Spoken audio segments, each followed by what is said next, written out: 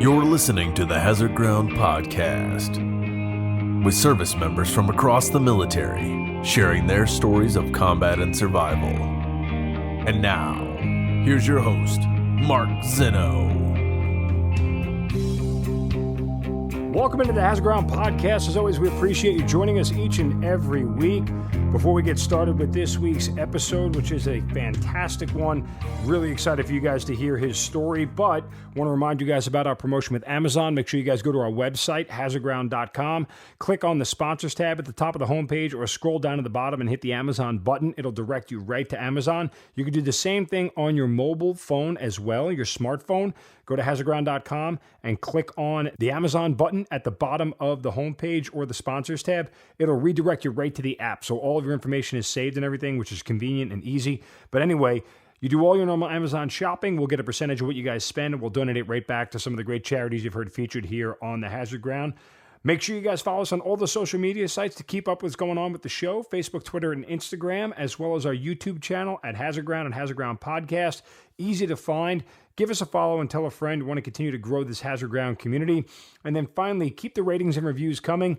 We love hearing from you guys. If you want to write us personally, you can do so at producer@hazardground.com, and we will return all of those emails. So we love hearing from you guys. As I've said, if you take the time to write us, we're certainly going to take the time to get back to you. One final note, I do want to thank everybody.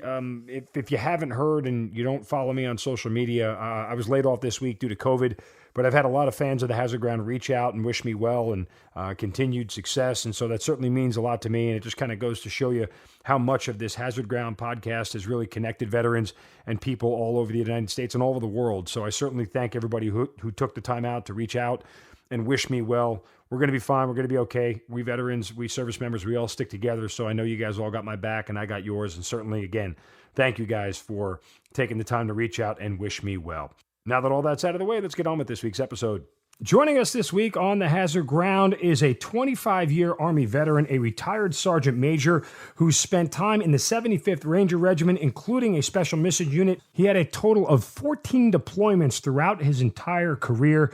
He currently works for a company which make drone cameras. He also is a military and technical advisor in the film industry, working on such films as How It Ends and the Netflix original Extraction. He is Craig Chili Palmer joining us on the Hazard Ground Podcast. Craig, welcome, brother. Good to talk to you. Thank you. I really appreciate it. Thanks for having me on. All right. Well, we have to start with the nickname Chili. Everybody calls you Chili. So before we ask you about your military service, how did you get the nickname? It's not a great story. It's kind of one of those lame stories. But back in '97, when I was after selection, I was at Bragg going through the training there. A buddy of mine noticed how I had my hair nice and slicked back, and I looked kind of like John Travolta's character on Get Shorty. And being all Guido-esque, he's like, "Oh, you look like friggin' Chili Palmer," and it just stuck. And I was like, "Yeah, whatever." And overall, it's not a bad way to get a nickname, because I have had some friends that were nicknamed like Welcher and Stinky and stuff like that. So it worked out.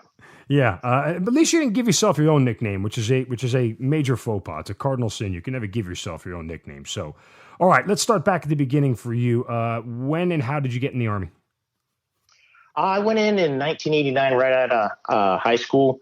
Just was that kid that always knew that he wanted to be in the military, and just kind of was waiting my time to get through high school to get in service.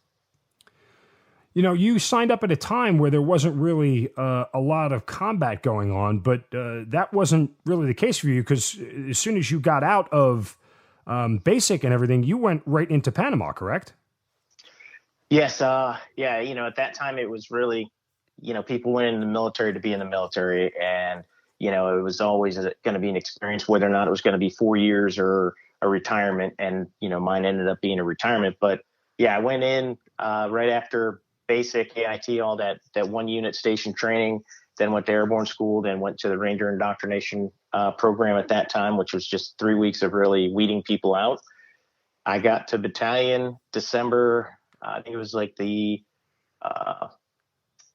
December 12th, somewhere in there, of 89. And shortly thereafter, my ninth jump was into Panama on December 20th, 1989. Operation Just Cause, we've talked about it a lot on the podcast and had several people who were on that raid.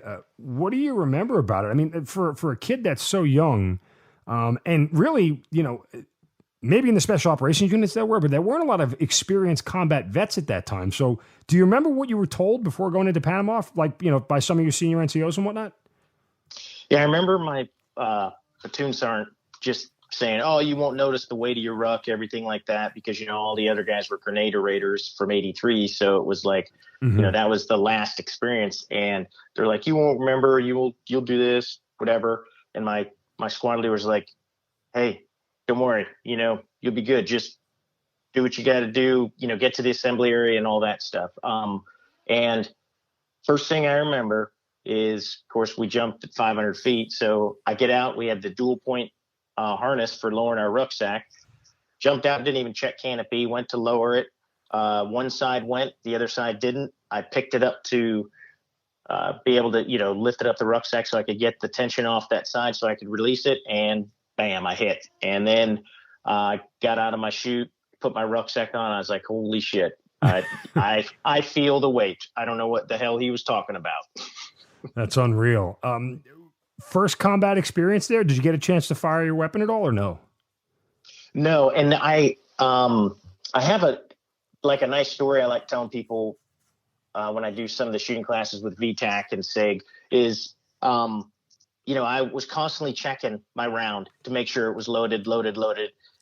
And, even though you had the forward assist and everything like that, first thing, there was a little bit of a firefight when it landed off by this truck on the tarmac and stuff, but I wasn't involved in it at all. Didn't see anything else. There was sporadic stuff around.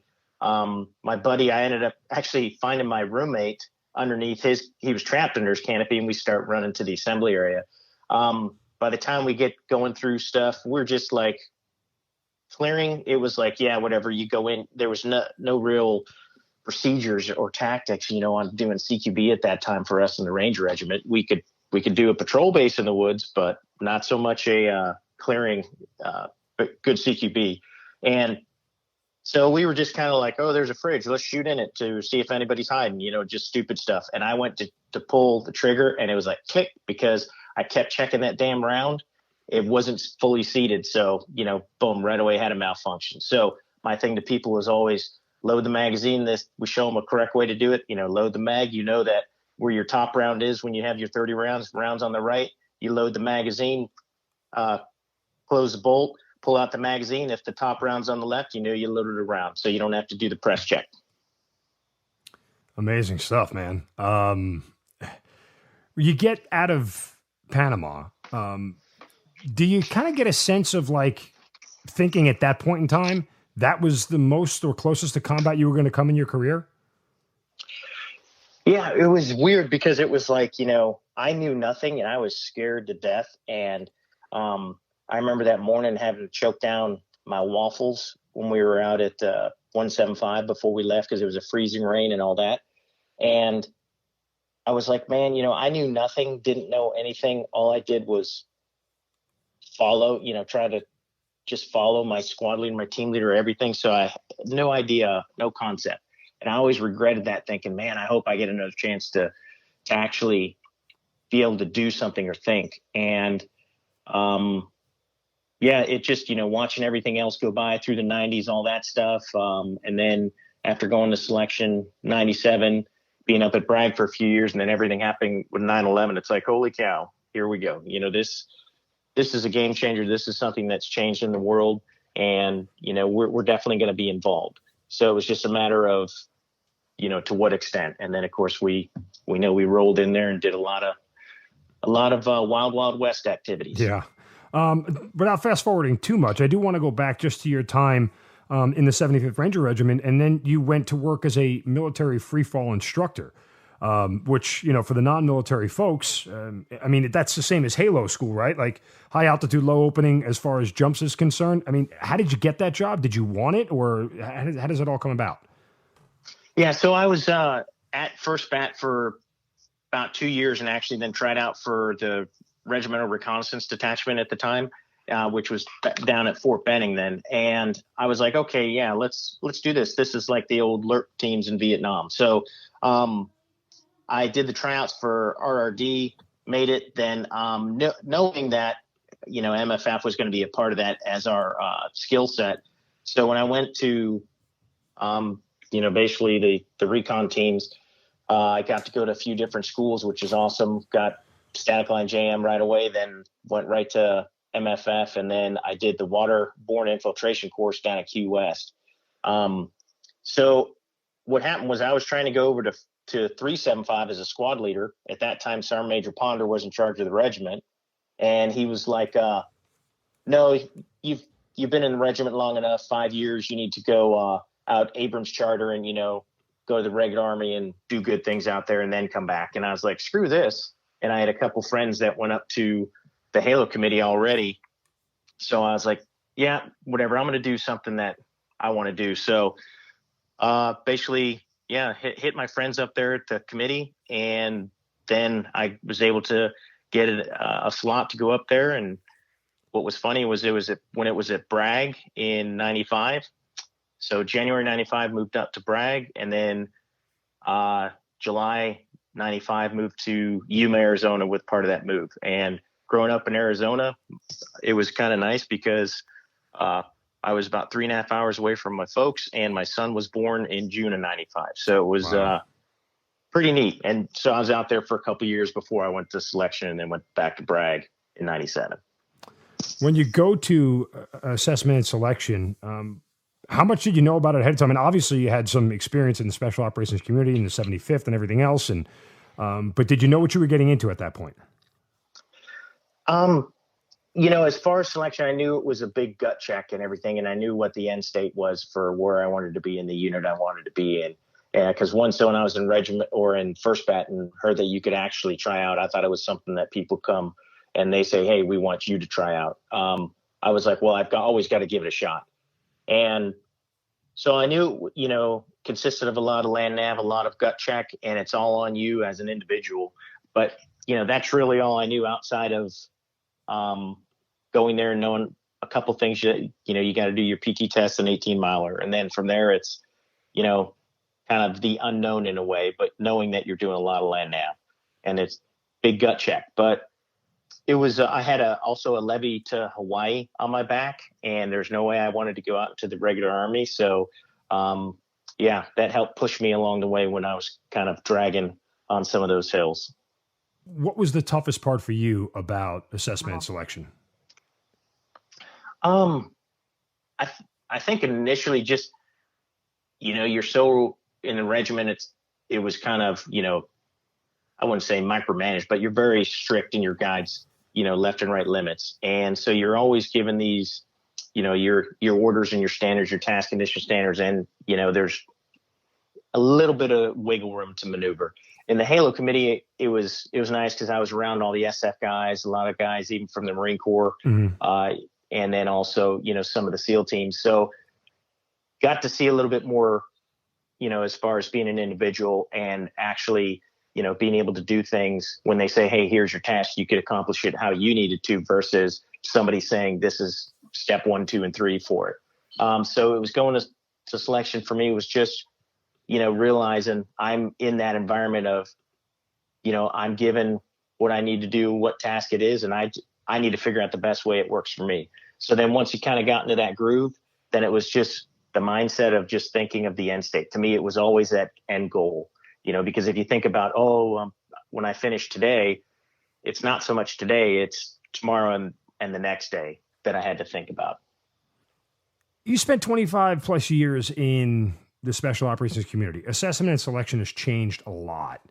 When you see what it is now, what's your response to the way it is? Better, worse, just different? How do you kind of gauge it?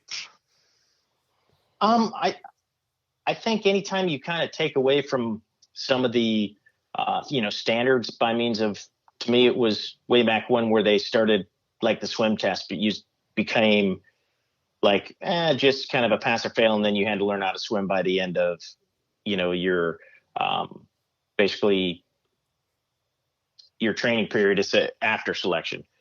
And so to me, it was, things like that kind of like, you should know how to swim beforehand. If you're going to do something special, then you shouldn't have to be taught something basic like that. Granted, other things are taught starting out like basic anywhere else because they want everybody to be on the same standard, and then moving forward, like BRM. We start out with BRM, basic rifle marksmanship, but then of course you go to advanced shooting right away. It's not like you're sitting there, everybody's just doing BRM like you would, in basic training and all that. There's a higher level of it, but then it morphs right into more of, combat shooting. And so that kind of, I think, sucks with some of the things when you start taking things out, or, we lessen this weight, we lessen that weight.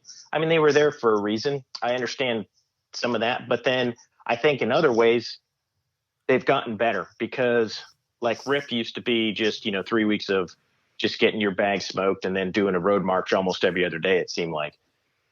My son went in and he went into the Ranger Regiment, and he went through, RASP, which is now Ranger Assessment Selection Program. So it's 8 weeks long.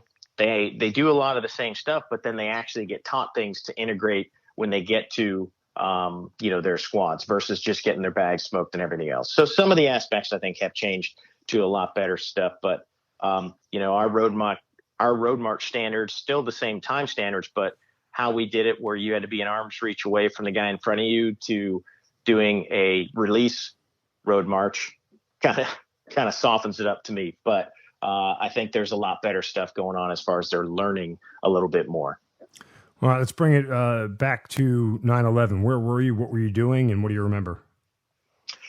So that was crazy, because I was actually on a plane flying from Raleigh-Durham to Boston to Logan Airport, and we landed about 10:30 a.m. I think it was, in Boston, and we had no idea what the heck was going on. The pilots, as we were getting ready to land, they're like, if there's anybody in the military, please, raise your hand and stuff. And there was a group of us on there because we were going up to do some vehicle extrication training with the fire department up in Plymouth, Mass.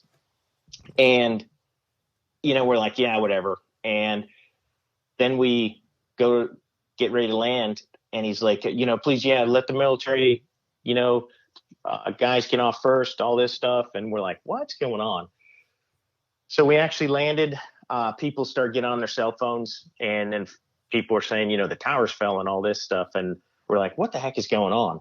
And then doors open on the plane. It was a jet, but it was still a smaller,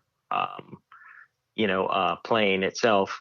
And then he starts, he said, let the military get off, everything else. So a bunch of us all stand up. There were other folks too from, the other units and whatnot in there. I mean, people going home on leave. And so the doors open, and we're all standing up in the aisle, and he starts taxiing again. And it's like, we're like, what the heck? Because, that never happens on any given day. Then we get off the plane, and the pilot's like, good luck, good luck, good luck, all this stuff. And we're like, he doesn't know who anybody is other than they're in the military, but his thought is get those people off as fast as they can. So then we start hearing what's going on. They start over the loudspeaker in Logan too, saying, hey, martial law has been declared. You need to leave. You need to leave. Took us like an hour to get our rental car. We finally driving south out of Boston, and it was near Foxborough, I think it was. We finally stopped and actually went up to some TVs and saw what happened. So, yeah, it's a pretty crazy situation then, because, everything changed in a heartbeat. And of course the plane took off from Logan Airport that hit, one of the towers. So it was very, very surreal in a lot of things. And then also families worried because they knew we were flying to Boston. Did you know when you started hearing everything, like, we're going to war? We knew that there's going to be, there's got to be something as far as retribution with what went on. To the extent of what it was, we had no clue. We didn't know, couldn't think, of all the things that would happen, but we knew something was going to happen. So it was really weird being separated from everybody else and being up there in a school or going to do some training and stuff. So, I mean, we were up there in constant communication.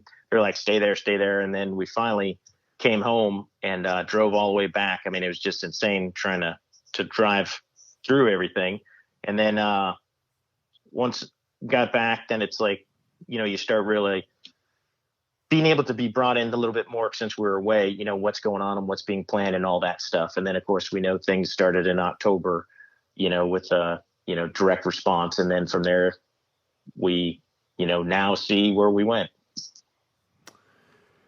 So what happens next for you? I mean, how quickly, and we know the special ops community obviously was tapped first for this, but how quickly do you have to start mobilizing, and where and if and when do you go? Based off what it was and how they were doing things, the first time we actually got to go over was that April of 2002. So went to Afghanistan April 2002 through July 2002.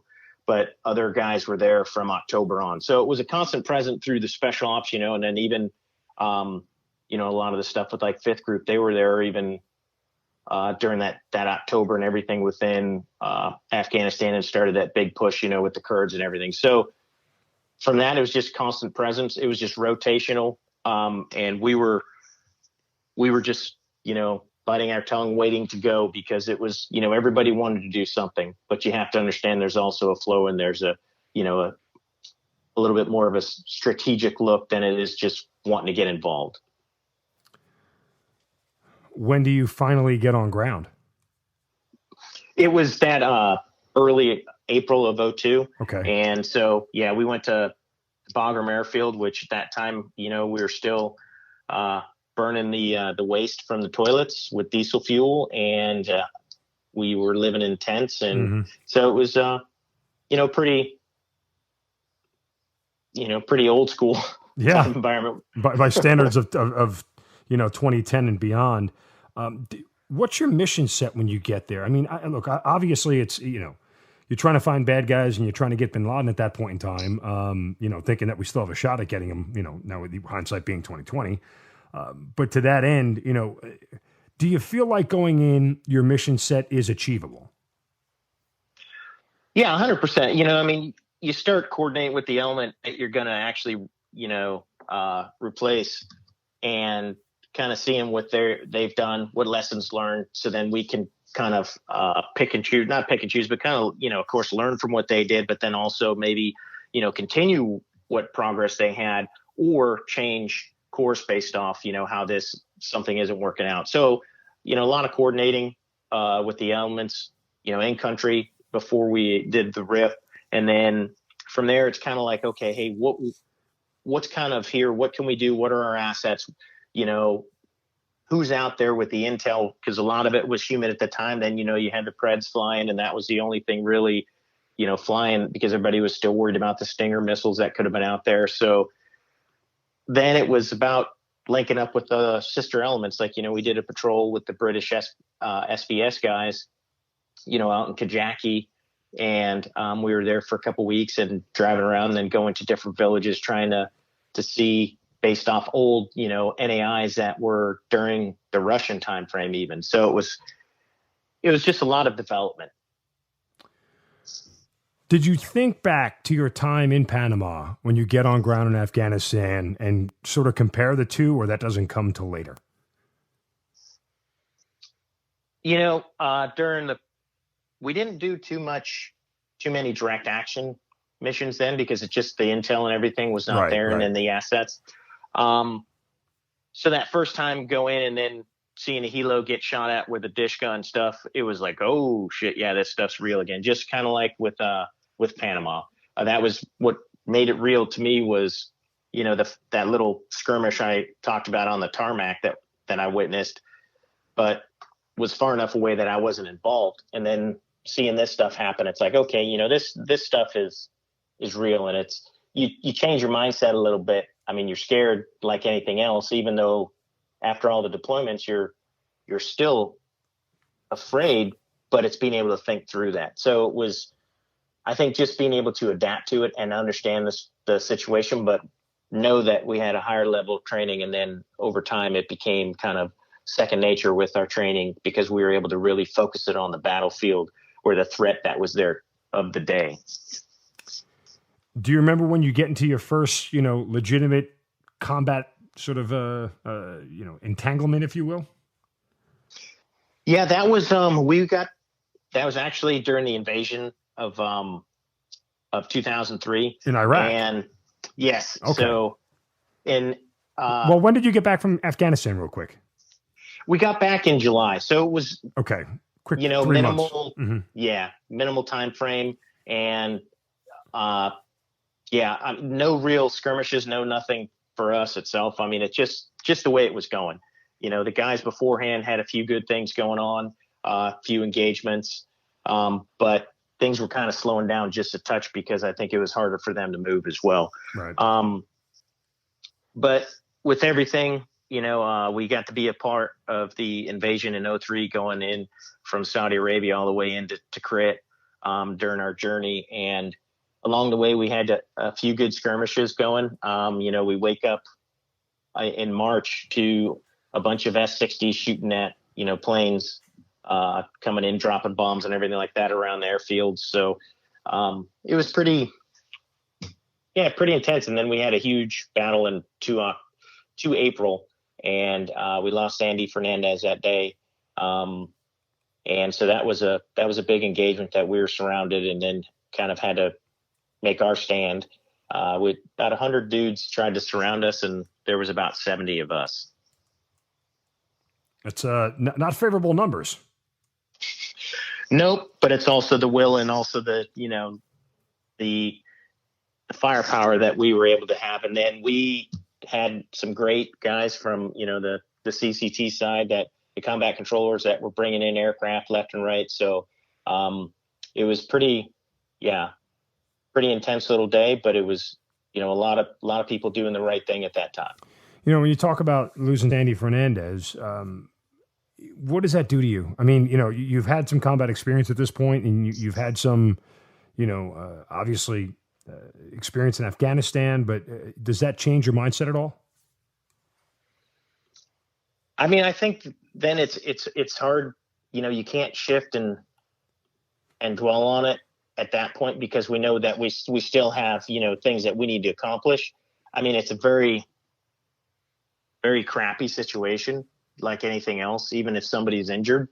And where it really hits home, I think, is when we get back, because then, you do the memorial and you see the family. And that's, right, I think, the hardest part with that one. We're talking about deployment number 3 here. You include Just Cause and then Afghanistan, now Iraq, and you still got 11 more of these things coming down the pipe. Now, obviously, you don't know that at the time, but are you at a point in your career, where do you even realize the toll that, this is starting to take on you, or is it not taking a toll just because, you're young and full of piss and vinegar, as you said before? Well, at that point, I was in 2003, I was 33 then. And so, I mean, I think that the toll, we never knew what kind of toll it was going to take on us, because, right, we were gone for 3, home for 6 months, gone for 3, home for 6 and stuff. And so I think the hardest part is the family, but because that, there's so much different stress when you get ready to leave. And then when you come home, it's like reintegration again. And we could have been on doing a hit, and then 48 hours later be walking into our living room. So there was no downtime, no dwell time, no kind of, counseling in a way, as far as, and also looking at indicators of guys saying, hey, he just needs a break, or this guy is, he's wore out. Let's give him a break. Because if you asked for it, everybody, he's a wimp. He can't do it. Yeah, he needs to go rest. Yeah. Ha ha ha. So there was, the level of, just the machoism of doing it all. So I think a lot of guys started seeing it later, and indicators started coming out, and then we developed a plan for it as far as counseling and everything else. And the Army, the military as a whole, has done a whole lot better job with it. But of course, as we know now, there's still so many veteran suicides, just like, a couple weeks ago, one of the SF guys that just moved up to DC to do a job that he was wanting and all this. And, he committed suicide. So it's so hard, and it's, people can hide it. I think that's the other side. All right. So you get back from the invasion of Iraq, again, we'd be here for hours if we went through all of the next 11 deployments, but kind of, some of the highlights of what's next for you. I think it was just, it was the constant going back to Iraq. I mean, I spent a lot of time in Baghdad, then in and around, all around Iraq, really. But primarily, my time was housed in Baghdad. I mean, I looked forward to the deployments. It was still that, I don't know, just, it's what I wanted to do. Wanted to be there. But you don't know sometimes that this takes a toll on you. I think that just the deployments up through, I mean, well, it's hard to say what has been like the best or what has been like the, something that was great or anything without really getting too detailed into some of the stuff that could be still classified. But it was, I mean, we did a lot of good things and there was a lot of good times. Granted, there were some, bad days in there that you wish never happened. And I think for me, when you're not there and something happens, that's the one thing that I think about is I should have been there or I could have changed it. We all know the shoulda, woulda, coulda, but it could have been, you that was actually injured or killed if you were there and stuff. So it's, I think just going back and forth to Iraq, it was the Wild West and we were just getting after it and we were, doing a lot of good things and getting a lot of high value targets as well. Were you there in 05 to 06 in Baghdad? Yes. I was at RPC. Were you there? I was primarily there sitting in the green zone down at that row of houses. Yep. Gotcha. Okay. I mean, I was with 5th and 10th Group while I was there, for the course of, almost 15 months that we were there. But, it's at that time, you talk about, high value targets and all that violence led up to the surge in 07. So that was sort of the height of some of the most difficult times in Iraq through Fallujah, Ramadi, Sadr City, and all that. I don't know about you. I often wondered if, even though things were going well from a military and tactical standpoint, there's always that sort of conversion of strategic goals and operational and tactical goals, and where do they intersect, and do they ever end up on the same page? I mean, this is theory stuff for the military people. This is what you discuss in war college, right? Like, this is the strategic theory that you have to figure out the delta between, can you be operationally and tactically successful and still fail strategically? And the answer is yes, you can. I mean, you could argue that was Vietnam. You could argue that was the war in Iraq and Afghanistan. I mean, there were very few engagements that you could point out in either Iraq or Afghanistan. We got our ass kicked and we were totally overmatched and everything. Like, that it didn't happen all that often. So to that end, we were more successful operationally and tactically than maybe any other war in history. But to that end, there's a lot of people who would probably justly argue we've lost this thing strategically.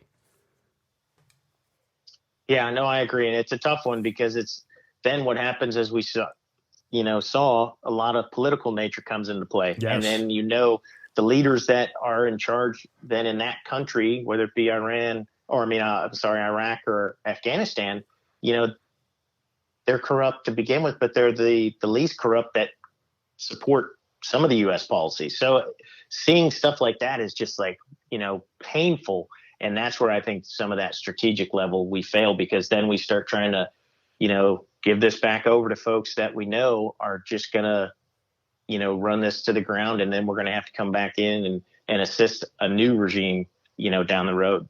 And I never, look, there's nothing wrong with bringing bad guys to justice, right? Like, from simplistically, bad guy, take him out. Like, that was the thing with Soleimani and Baghdadi that, happened recently, like with Soleimani. Bad guy, take him out. The equation is simple, and it shouldn't be anything more than that. Like, if your resume says terrorist on it, we go get you. Like, that's easy. But again, I wonder if, because I wondered this often, if it was all going to be for naught, like in the big picture. And I don't know if you're like one of these sort of philosophical, critical thinkers like I am, but I can remember having conversations with people in Iraq saying, we go out there and we do what we do every day, and we fight our asses off and we get the mission done. But I just don't know if it's actually accomplishing anything.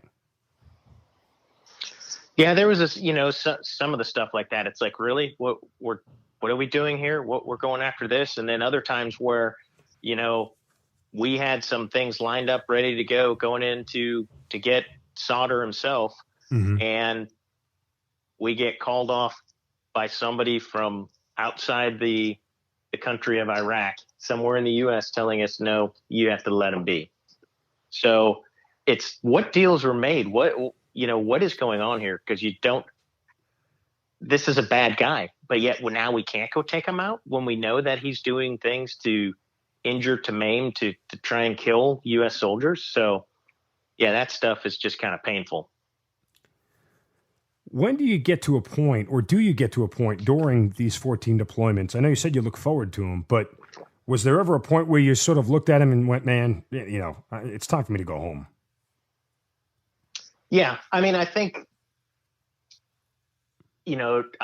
basically a 100-day deployment was perfect time frame because, being busy and being operational busy, 75 to 80% of that time, that was perfect because you didn't start getting into that really, not a depression in a way, but just, burned out. I mean, especially with everything going on. So that was perfect. And then when things started getting a little bit longer, it was like, holy cow, yeah, I'm ready to go home. And then all of a sudden, but I still got to be here a good bit longer. So there were, you always look forward to going home when that's what the mission was. And that's why I think, you got to look at the end state.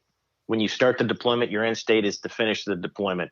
But then when you start and you finish it and you're on your way home, now the mission is to get home. So, yeah, I think it's about shifting your mind. And I take it back to when I was in RIP, I was there over Thanksgiving. So we had a 4-day weekend, and it's like, what are you going to do? I mean, go sit in the PX and just, people watch, because back then there wasn't much to do. And my parents asked, hey, do you want to, we'll fly you home and everything like that. And I'm like, no, I don't want to go home. I said, I'm in the mindset with this and I want to get it done. I don't want to break that, because back then I understood the deal. If I went home, now I'm, my mind is geared towards this, but I still have to go back and then finish that mission essentially. So that's what I look at, is just staying in that mindset to the end of the mission and then understanding when that mission changes to the next phase. How do you know that it's time to hang it up? That was a decision with me and my family, with my wife and stuff. And I think it just became that time. I mean, looking at it, it was like, yeah, this is the time, because at 20 years, or at that 19-ish, I was contemplating things, looking at it, and then like trying to see what's available on the outside with jobs and stuff. But then it just didn't seem right to step away. But then as we got close to that 25-year, so that 24-year mark, and then whether or not I put in my retirement paperwork, 9 months out to a year out, and then it's like, yeah, I think I need to do it. And it's just something that, I don't know, it's so hard, because you can't just say, yeah, I'm going to do this. It's that feeling, and then understanding that I think it needs to change for me based off my next mission. And to me, that was doing what's best for my family. My son was graduating high school at the time, so it was perfect in that manner, nothing holding us to anything. And it just seemed like the job opportunities then, lined up after that, because I had no idea what I was going to do when I got out or retired. But it's like, another friend of mine always told me too, he said, hey, it will work itself out. He retired a year before, Tyson Nick, and unfortunately he was killed over in near Jalalabad, about 170, 180 days out from his retirement. But he said, hey, it will work itself out. You'll find the job, it will happen. And so I had that kind of faith when I put my paperwork in, and my wife and I were both nervous, but it's like, well, we had the family, and then we'll hold on to that, and then things will sort itself out, and they do. So it was, I think, just a realization of, hey, it's time for me to move on. Did you ever sort of get an ultimatum from your wife about deployments? And hey, it's, did she ever pressure you, or is she, and again, not that I'm trying to imply that, she's wrong for doing it. A lot of, military wives feel that way. Listen, we're in this thing together, we're having a family, and it's hard to have a family if you're not here, if you're deployed all the time. I mean, was there any concern about your safety? What kind of conversations were those like? Yeah, it was different from my wife because it was both our second marriages. And so from '02, I got divorced in '02 before,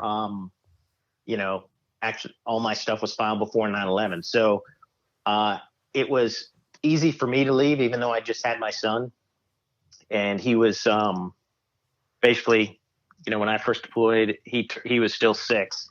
And so for me, just being myself and then knowing my son still was going to be taken care of, it was easy for me to go and do what I needed to do. But then with my wife, it was kind of the big shock. We're dating, and then boom, I'm like, yeah, well, I got to deploy in all this. So she's been 100% supportive behind everything. And, she's dealt with a lot of learning along the way, as I have, because all of a sudden now I'm used to coming home to nothing. And when I say nothing, it's easy to come home back to your own house and then just see your son and all this stuff. But, coming back and reintegrating with her from a dating standpoint and then to everything, us getting engaged and so on and getting married. So she was always supportive. And, she never pressured me in any way of, no, you can't do this, no, not this, or anything like that. So, which has been great because I think she's helped me realize a lot of things as well. And she suffered for some of those little things like, like I say, the 48 hours in between doing a hit and coming home and all of a sudden, and then trying to basically, it's a new relationship again. And so we both dealt with a lot of adversity with some of that stuff. But then again, like I say, who she is and how strong she is and how supportive, I think made it a lot easier for me to realize, that, hey, my family's always going to be there. All right. So you hang it up 25 years. How do you end up becoming a military and tactical advisor for movies? So I retired and ended up working for a company called Prox Dynamics, which is Norwegian, and it was with a small drone. And we were purchased by FLIR. So, of course, with all that, going to the SHOT Show and everything, and then having a lot of friends within the industry that I worked with retired, and they're out there, like Brad Thomas and stuff, and then Chris Van Zandt out at Tier Tactical. And so we were at the SHOT Show, and a friend of a friend introduced me to a guy named Patrick Newell, who was a producer, and we developed a friendship. And then he just been wanting to try and get me involved, and he got me involved in How It Ends, and then this latest one, Extraction. So yeah, it was just a chance meeting. And Patrick is a good friend of mine, and what I like is, he's a true American. He's, just a guy that supports the military, supports everything, and kind of breaks that, I think, that Hollywood mode as far as being, certain stereotypical individuals. And he is just an all around good guy. And it's a great friendship. And so that's how I got involved. Pretty impressive. And again, the movie How It Ends with Forrest Whitaker, and this year Netflix's Extraction with Chris Hemsworth, which makes a lot of women happy. My wife loves him, so she's like the one on the list. If you ever get that hall pass, I think he's at the top of her list. So she's going to be extremely jealous when she hears this. But that's it. What's it like working with a star like Chris, though? I mean, is he a down to earth guy? He truly is. Actually, he was a nice guy. He was, I think, it was just so easy because here's a guy, right, that's doing this, doing the filming and everything like that. He's, we're in Thailand and it's, like 100 degrees, but he's not running back and forth to the trailer doing anything. He's sitting there in the shade and, around us all talking. He's not sitting there like in role, the whole time. When he's done shooting the scene, he'll talk to you and ask you questions too. And also like, hey, how did that look and stuff like that when it became to the gunplay and things like that. So he wanted to get things right, but then also he's eating his lunch out there as well on set. He's the director, Sam Hargrave, coming up. Hey, do you care if we shoot it again? It looked good, but we want to do that. Yeah. Okay. No problem. And it was pretty neat because, just just a down to earth guy, and just very talented and a nice human being. To that end, after you get a chance to work on, some of these movies with Hollywood folks who try to simulate battle or simulate combat, whether it's actual military movie or some sort of other combat-like engagement. Do you ever find yourself watching some of these movies now and grading the relevance to actual combat? I mean, is that one of the things you hope for as an advisor, to try to recreate as much as actual combat as possible? I think, yeah. I mean, trying to get to the most realism is key, but I also had a lot of good friends that I met on the set of Extraction that it was pretty cool, because there was a lot of mentorship going on with things and understanding the Hollywood side of it with trying to depict this on film, so it was cool, because it was, you're so critical about certain things, but you have to understand, of course, we all know that there's the director's vision, how it looks with the camera, can everybody be in the scene and stuff like that. So, but what was cool was the group with Sam Hargrave, Daniel Stevens, and everybody that were putting all the stunts together as well.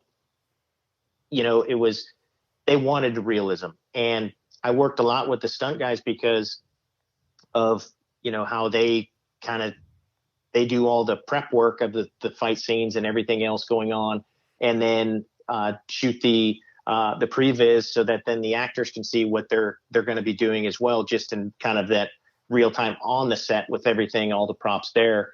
And then, of course, they're the stunt doubles, or they're the bad guys fighting and everything else. So it was pretty neat, because they were all great guys. I can't say anything negative about any of the folks I worked with, and they, wanted it to be real and asked questions or said, hey, what about this or what about that?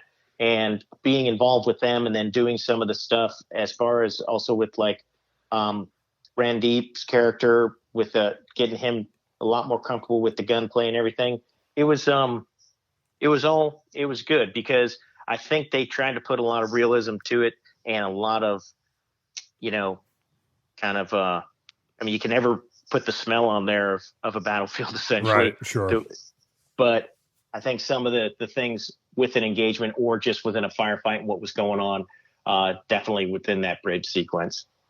Do you find that, we always talk about it, right? Like, we always ask about each other's mental health and what we went through and everything else, but do you find that some of these people that you work with in recreating this stuff ever stop and ask you about your experience?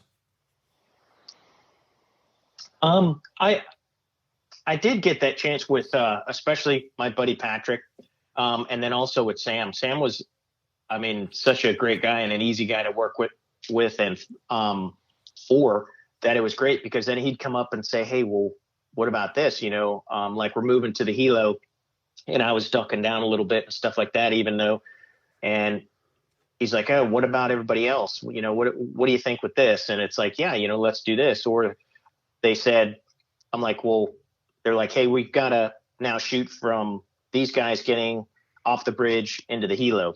How would we do that? And I said, well, where are you going to be sitting? The cameras, what do you want to do?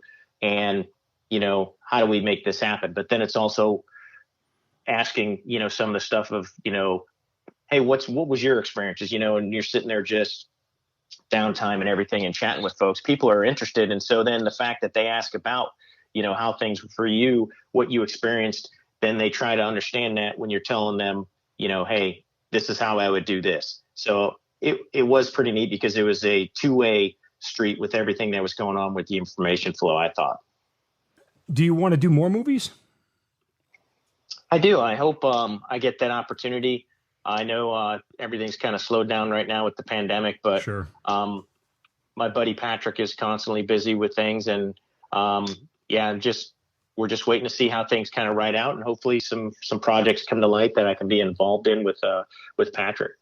You spent 25 years in the military, and we are a much different force now than when you signed up.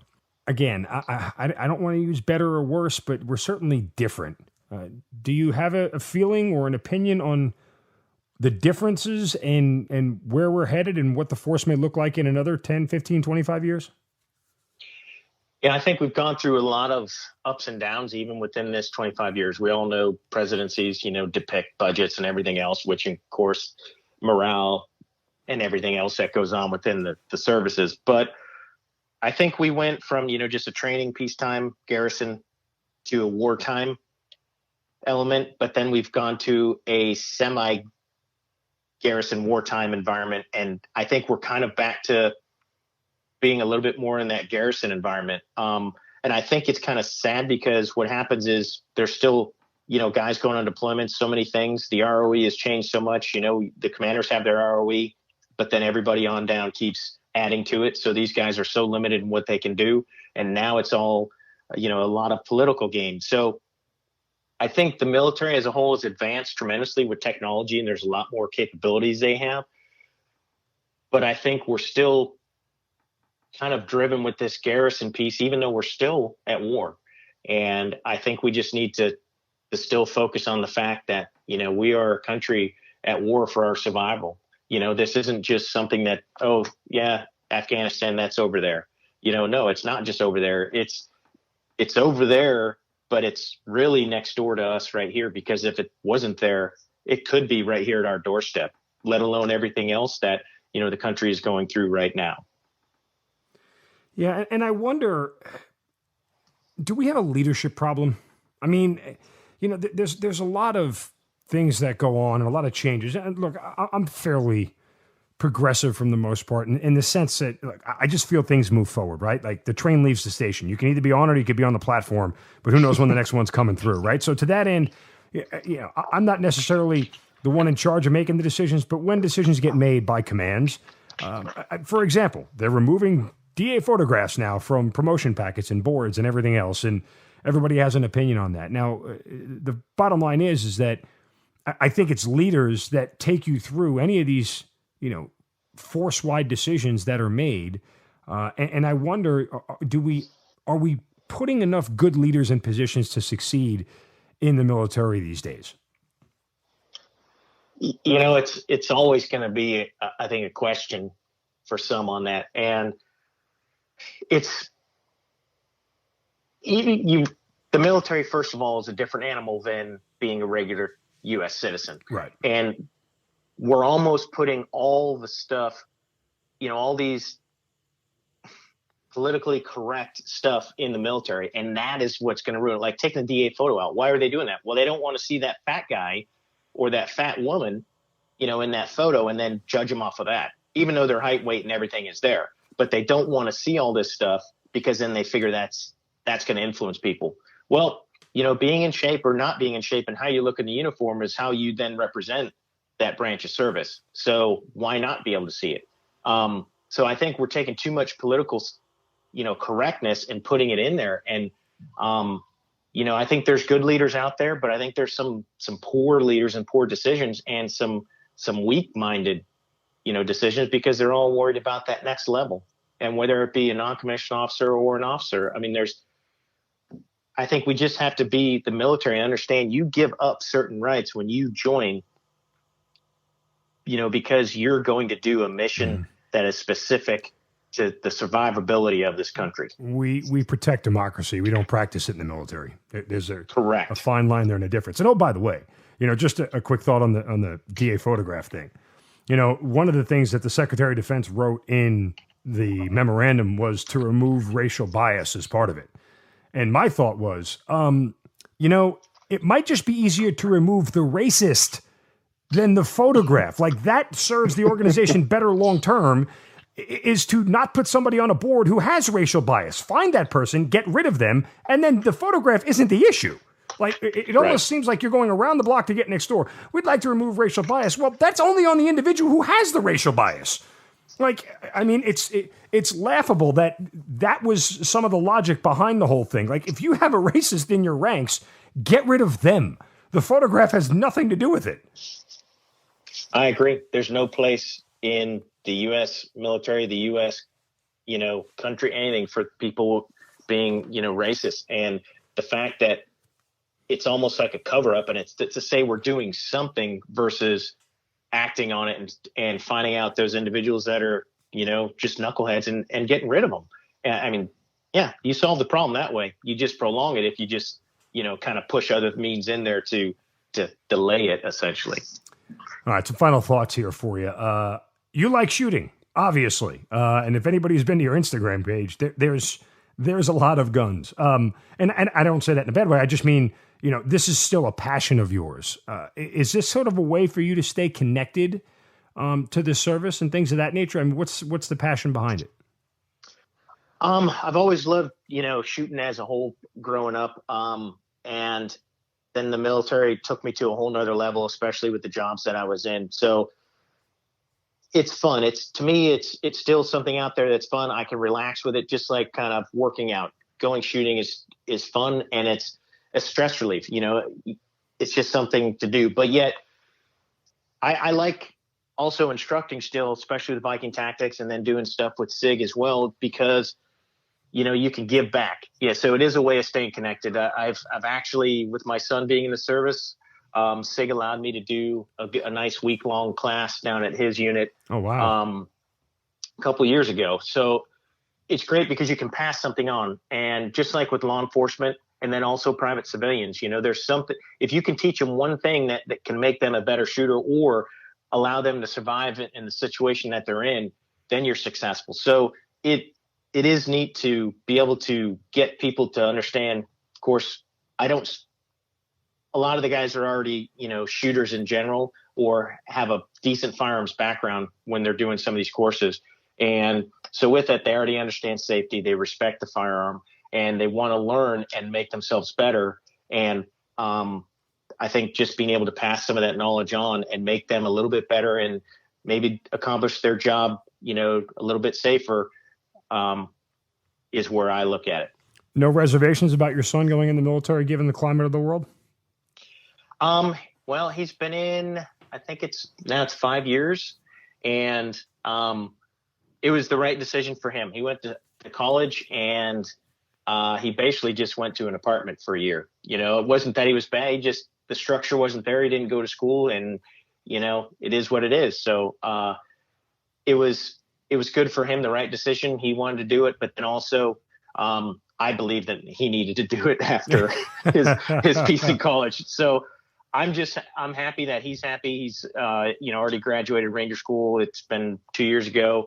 So I mean, he's having a good career so far, and he's doing well, and he's progressing in the ranks. So I'm just happy that he's happy doing what he wants to do. You look back on your 25 years of service, how do you characterize it?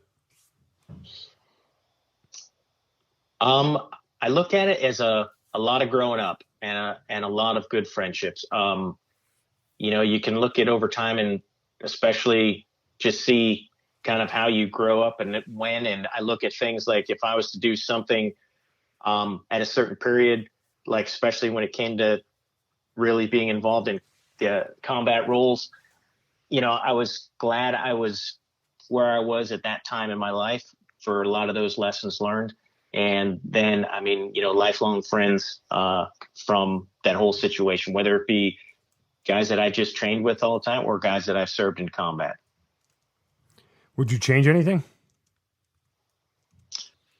Can always change something. I always wish I went, through selection earlier, but I know that it was the right time for me. My son was a couple years old then and all this, and I had a lot of growing up. I was 26 when I went through selection. So to me, it was looking at my own maturity and understanding it and seeing that. But yet, yeah, I wish I was there earlier. Other things, deployment wise, just wish I was on this deployment or that. Again, like we mentioned a little bit ago with, shoulda, woulda, coulda, just it's like you never want to not be with your buddies, especially when you hear about something when you're not there.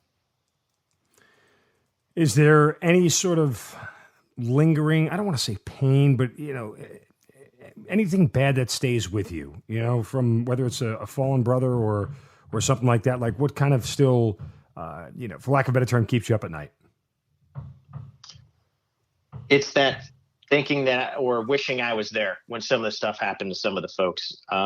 When like Steve Langmack was killed, Mike McNulty, Bob Horgan, I wish I was there. And there's only so much that I could do, but those are the things that I think would, kind of that I dwell on sometimes. Is it something that, you're still having trouble reconciling, or are you just at a place with peace with it? I mean, I'm at a place with peace in that manner, but it's just, you always think, hey, could I have changed something? Could I have done something better? Or could I have been there and changed the outcome? So, but, I'm at peace with where I'm at. Well, Charlie, listen, it's an amazing career, a journey that, obviously still continuing with all the work that you're still doing. But, it's always great to talk to somebody who has this much experience and has done this much because, all that stuff compounds each other, right? Like 25 years, even though it goes by fairly quick when you go through it for the most part, but all that experience compounds, and it just, it gives you a vantage point that not many others have. And so for that, certainly I thank you for being so honest and being willing to share everything with us. Well, thank you. Yeah, I appreciate it. And it was great being able to talk about it. All right. Make sure you guys check out Chili Palmer Shooting on Instagram. Some great videos there and a lot of fun stuff. And certainly if you're a fan of shooting and things of that nature, you want to follow him. And listen, brother, it's, again, great to get a chance to know you. We've had some of your fellow friends. You mentioned Brad Thomas, Chris Van Zant, former guests on the podcast. So it's always great to kind of continue that sort of community of you guys together here through the Hazard Ground. But again, thanks for your time, and certainly thank you for being part of the Hazard Ground, man. Thanks again, Mark. Really appreciate it. You've been listening to the Hazard Ground Podcast, hosted by Mark Zeno and produced by Matt Pasquarella. If you have an interesting story to tell and you'd like to be on the show, send us an email at hazardgroundpodcast@gmail.com. And if you like the show, don't forget to subscribe, rate, and review on iTunes. Thanks for listening. We'll see you next time.